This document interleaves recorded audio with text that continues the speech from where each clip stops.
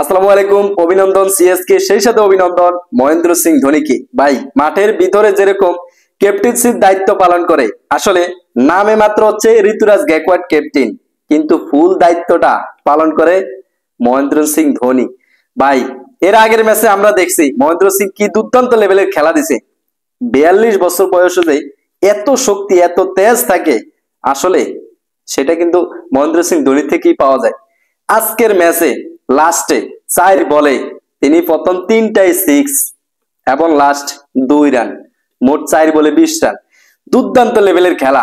মামারে কেন যে লাস্টে নামায় আমার মাথায় ধরে না।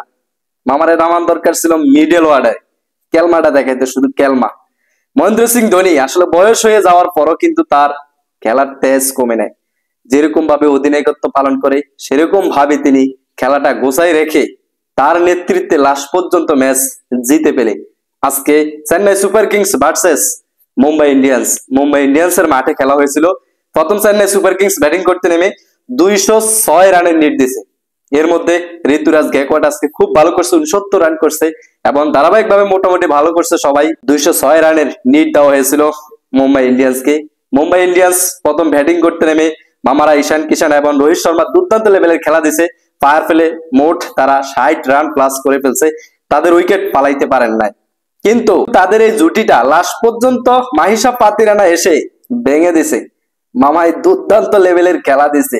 সিএসকে মানে দুই নাম হচ্ছে ব্যান্ড, একটা হচ্ছে মাহিসা পাতিরানা, আরেকজন হচ্ছে মোস্তাফিজুর রহমান।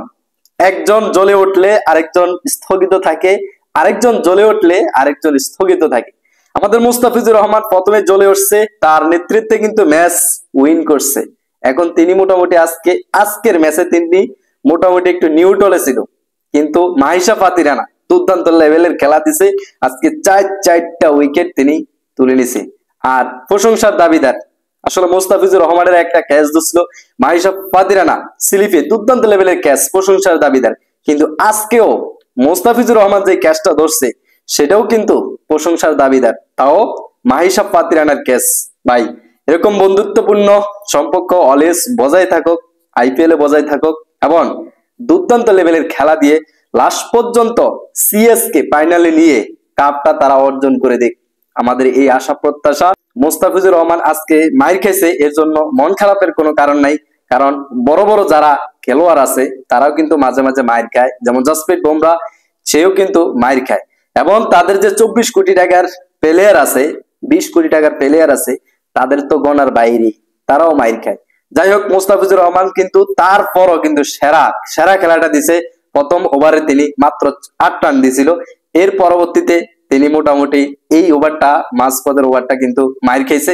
মাইর খাওয়াতে কিন্তু পরবর্তীতে তিনি একটা উইকেট নিছে, যে উইকেটটার আগে ম্যানটা কিন্তু পর 2টা ছক্কা মেরে দিয়েছিল।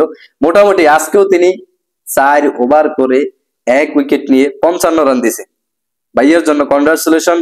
ভাইয়া মোট 10 উইকেট নিয়ে এখন পজিশন নাম্বার 3তেই আছে, কারণ Jasprit Bumrah 10 wicket, Chahal 11 wicket, Mustafizur Rahman 10 wicket.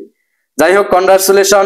দেখা যাক, খেলা হবে সিএসকে মানে হচ্ছে ব্যান্ড, সেই সাথে আরেক ব্যান্ড রয়েছে, অধিনায়কত্বর ব্যান্ড, সে হচ্ছে মহেন্দ্র সিং ধোনি। আরেক 2 ব্যান্ড হচ্ছে মাহিসা পাতিরানা এবং মুস্তাফিজুর রহমান। এই 3 জনের নেতৃত্বে দুর্দান্ত লেভেলের খেলা দিয়ে লাস্ট পর্যন্ত সিএসকে উইন মুভমেন্টটা দেখতে চাই। ফাইনালে সেই কাপটা হাতে ধরিয়ে আবার জয়ের উদযাপনটা দেখতে চাই। তো সেই পর্যন্ত আপনারা সবাই সুস্থতার সাথে খেলা দেখবেন, উপভোগ করবেন, আনন্দ করবেন। তো আজকের ভিডিওটি এই পর্যন্ত। ভিডিওটি ভালো লাগলে চ্যানেলটিকে সাবস্ক্রাইব করে রাখবেন। ধন্যবাদ সবাইকে। আল্লাহ হাফেজ।